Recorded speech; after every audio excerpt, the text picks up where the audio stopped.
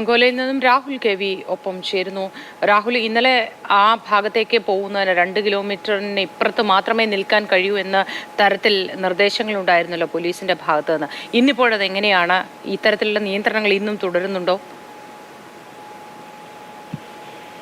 സമാനമായ നിയന്ത്രണം തന്നെയാണ്. ഇന്നലെ ഒരു 8:45 കൂടിയാണ് പോലീസ് എത്തി ഇവിടെ നിന്ന് നമ്മളെ മാറ്റിയിരുന്നത്. അതിനു മുൻപ് ജില്ലാ പോലീസ് മേധാവി അടക്കം പറഞ്ഞിരുന്നു മാധ്യമങ്ങൾക്ക് നിയന്ത്രണം ഉണ്ടാകുമെന്ന്. ഏതായാലും 7:30 കൂടി തന്നെ പോലീസ് ഉദ്യോഗസ്ഥർ വന്ന് നമ്മളെ സ്ഥലത്ത് നിന്ന് മാറ്റിയിട്ടുണ്ട്. ഇവിടെ നിന്ന് പോവുക, ഈ ദൗത്യം തുടരുന്നത് ക്യാമറയിൽ ചിത്രീകരിക്കാൻ പാടില്ല എന്ന് തന്നെയാണ് അറിയിച്ചിട്ടുള്ളത്. ഇത് ദൂരെ മാറി നിൽക്കുക എന്ന് തന്നെയാണ്. ഇന്നലെ അതുകൊണ്ട് തന്നെ നമ്മൾ വളരെ അകലെ നിന്ന് ആണ് ദൗത്യം റിപ്പോർട്ട് ചെയ്തിരുന്നത്, ദൃശ്യങ്ങളൊക്കെ പകർത്തിയിരുന്നത് എന്നതാണ്. ഏതായാലും അതുപോലെ തന്നെയുള്ള നിയന്ത്രണം ഇന്നുമുണ്ട്. ഇൻസ്പെക്ടർമാരുടെ നേതൃത്വത്തിൽ വന്ന് നമ്മളോട് പുഴയുടെ ഈ മറുകരയിൽ നിന്ന് മാറാൻ ആവശ്യപ്പെട്ടിരിക്കുകയാണ്. ഒപ്പം തന്നെ ഞാൻ അതിലൂടെ മാറിക്കൊണ്ടിരിക്കുകയാണ്. ഇവിടെ നിന്ന് കാണുന്നത് NDRFന്റെയും നാവികസേനയുടെയും അംഗങ്ങൾ മറുകരയിലേക്ക് എത്തിയിട്ടുണ്ട് എന്ന് തന്നെയാണ്. അവർ തയ്യാറെടുപ്പുകൾ ബോട്ടടക്കം സജ്ജമാക്കിക്കൊണ്ടിരിക്കുകയാണ്. അങ്ങനെങ്കിൽ പുഴയുടെ ഒഴുക്ക് പരിശോധിക്കുന്നതിന് വേണ്ടി അല്പസമയത്തിനകം അവർ ഇറങ്ങും എന്ന് തന്നെയാണ്. ആ ഒഴുക്ക് തന്നെയാണ് ഏറ്റവും നിർണായകമായ ഘടകവും. നമ്മൾ നേരത്തെ പറഞ്ഞു, ഇന്നലെ കണ്ടതിൽ നിന്ന് പുഴയിൽ കാര്യമായ ഒഴുക്ക് കുറവ് വന്നതായി തോന്നുന്നില്ല എന്ന്. തന്നെയും അവരത് പരിശോധിക്കാൻ വേണ്ടി പുഴയിലേക്ക് അല്പസമയത്തിനകം തന്നെ ഇറങ്ങുമെന്നതാണ്. നേരത്തെ ദൃശ്യങ്ങളിൽ കാണിച്ച ഒരു ക്ഷേത്രം, ഒരു മരമൊക്കെ ഉണ്ട്, അതിനടുത്താണ് അവരുടെ ബോട്ടുകളൊക്കെ സജ്ജമാക്കി നിർത്താറ്. സംഘം അവിടേക്ക് വന്നുകൊണ്ടിരിക്കുന്നു. അപ്പോൾ നമ്മൾ എന്തായാലും ഈ സ്ഥലത്ത് നിന്ന് മാറുകയാണ്. കഴിവതും വിധത്തിൽ അകലെ മാറി നിന്ന് ദൗത്യം എങ്ങനെയാണ് നടക്കുന്നത്, ഓരോ നിമിഷവും എന്തൊക്കെയാണ് സംഭവിച്ചുകൊണ്ടിരിക്കുന്നത് എന്ന് റിപ്പോർട്ട് ചെയ്യാൻ കഴിയുമെന്നാണ് പ്രതീക്ഷിക്കുന്നത്.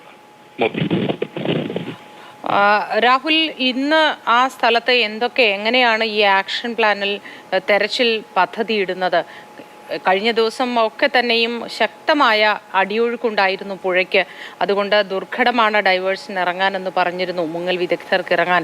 ഇന്ന് അത്തരത്തിൽ എന്തെങ്കിലും പദ്ധതിയെക്കുറിച്ച് നമുക്ക് വിവരം ലഭിച്ചിട്ടുണ്ടോ? നിലവിൽ ഇവർ തയ്യാറാക്കിയിരിക്കുന്ന പദ്ധതി എന്നത് പുഴയിലേക്ക് വരിക, ബോട്ടുകളിൽ വരിക, ഒഴുക്ക് പരിശോധിക്കുക, ഒഴുക്ക് അനുകൂലമായി വന്നാൽ ഡൈവ് ചെയ്യുക എന്നത് തന്നെയാണ്. അതിനപ്പുറത്തേക്ക് വലിയ രീതിയിലുള്ള സജ്ജീകരണങ്ങളോ അല്ലെങ്കിൽ ക്രമീകരണങ്ങളോ ഒന്നും തന്നെ ഇല്ല എന്ന് തന്നെയാണ് മനസ്സിലാക്കുന്നത്. ഏതായാലും 2 കൂറ്റൻ മണ്ണുമാന്തി യന്ത്രങ്ങൾ ഉപയോഗിച്ച് പുഴക്കരയിൽ നിന്ന് കല്ലും മണ്ണും നീക്കുന്ന പ്രവൃത്തി പുരോഗമിക്കും. അത് പുഴയുടെ ഒഴുക്ക് സുഗമമാക്കുക, അത് ഇവർക്ക് ഇറങ്ങുന്നതിന് തടസ്സമായി നിൽക്കുന്ന ആ ഒരു കുത്തൊഴുക്കിന് അല്പമെങ്കിലും ശമനം ഉണ്ടാക്കാൻ കഴിയുമോ, ശമനം ഉണ്ടാക്കുക എന്നതിന് വേണ്ടിയാണ് ആ 2 കൂറ്റൻ മണ്ണുമാന്തി യന്ത്രങ്ങൾ അവരുടെ പ്രവൃത്തിയിൽ ഏർപ്പെടുന്നത്. നിലവിൽ ജോലി ആരംഭിച്ചിട്ടില്ല, അല്പസമയത്തിനകം തന്നെ ആരംഭിക്കും എന്ന് തന്നെയാണ്. ഒരു ഘട്ടത്തിൽ ഈ പുഴയിലെ ഒഴുക്ക് നിയന്ത്രിക്കുന്നതിന് വേണ്ടി മറ്റു പല സാധ്യതകൾ എന്തെങ്കിലും ഉണ്ടോ എന്ന് പരിശോധിച്ചിരുന്നു.